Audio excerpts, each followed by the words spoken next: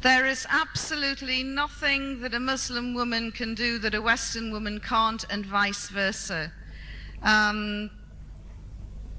We all aspire to pray 5 times a day. Sometimes I get there, sometimes I don't. Each day I'm evolving and developing to improve myself as a Muslim. But wearing a hijab does not weigh me down and prevent me from doing things. And I was just saying to somebody a few days ago that I still do things like whitewater rafting, like windsurfing, and I wear my hijab, and it doesn't tip over the sails. You know, it can be quite an asset, in fact.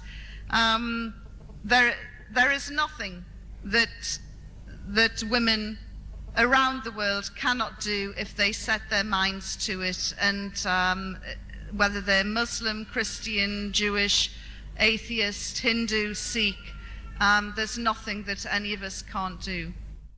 I come here not as a Muslim, and I came here to learn about Muslimism and not about politics. But what does fascinate me is that the realm of suicide bombers that are going either, be it in the Middle East, be it in London, wherever, and who do it in the name of Muslim, how they can justify that to themselves, and how we can, as a caring populace, change that very culture, because it seems, as an outsider, to be so imbued in them. They don't care what it does to their families, nor to anybody else, the other people that they kill. And I think it's a very real problem for the world to try and give that sense of caring back to those disaffected people.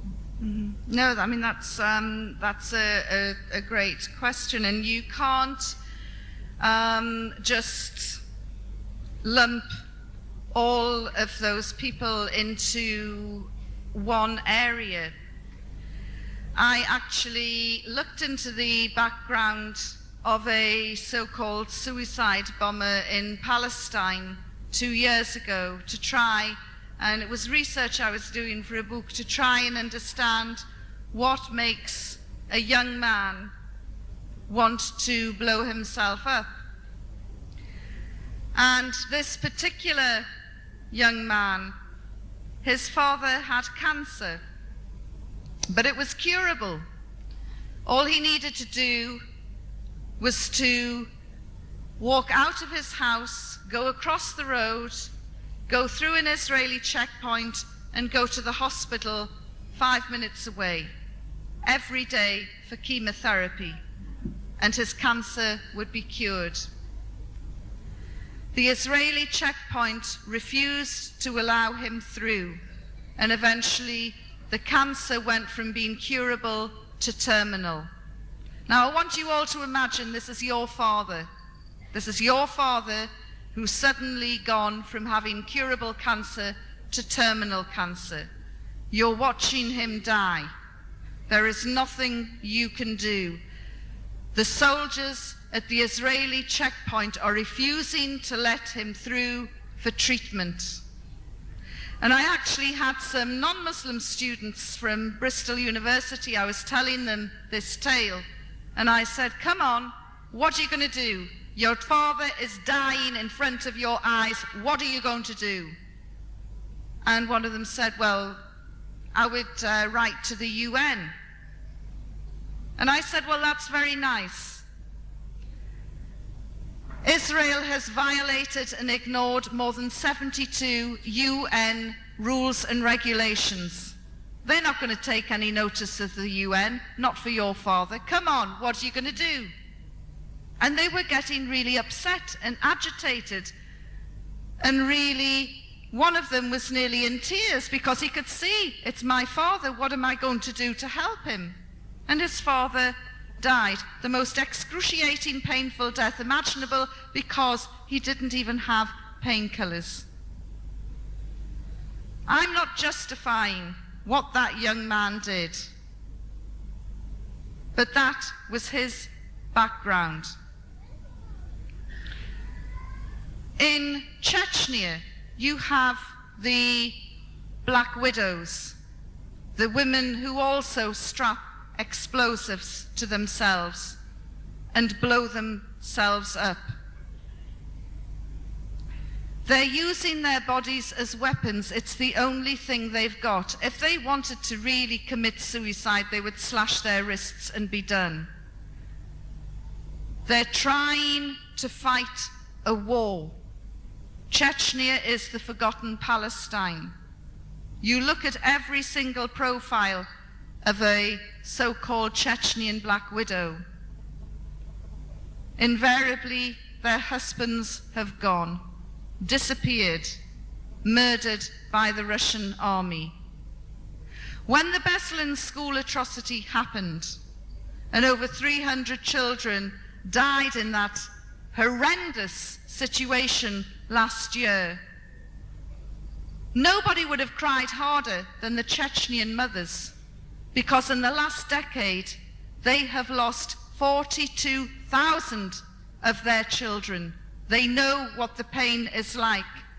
And when you've lost your children and your husband, and you've been gang raped by drunken Russian soldiers, maybe there is nothing left inside, and you want to fight back, and you fight back the only way you think you can.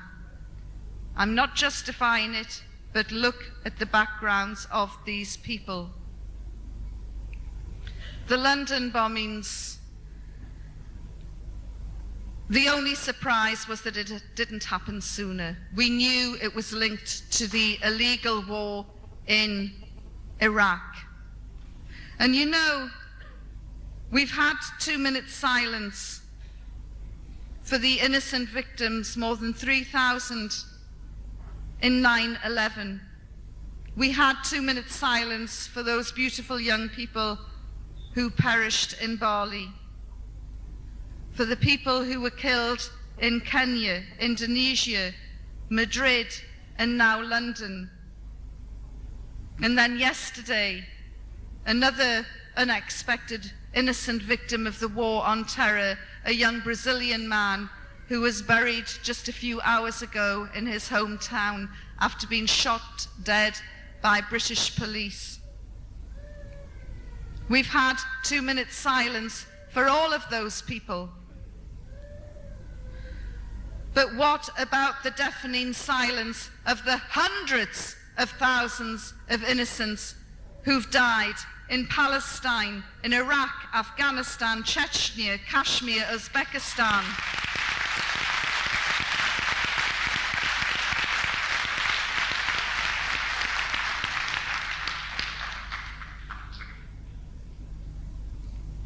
You know, it's when 9/11 happened, one of the things that was played over and over again, I remember, was one of the passengers from the plane who realized she was going to die. And she picked up her cell phone and switched it on, and she dialed her home. Nobody was there, so she left a message on the answer machine. And she left a message of love to her family. It was her final words on this earth, messages of peace and love to her family. And that message was played again and again, and it still brings tears to my eyes when I think of how helpless she must have felt, an innocent victim of 9/11. But just because a woman in the Gaza Strip doesn't carry a cell phone in her purse, or a woman in Kabul doesn't have a mobile, or a woman in Basra or Babylon or Baghdad or Chechnya or Kashmir, just because they don't have mobile phones in their purses, it doesn't make their life any less valuable.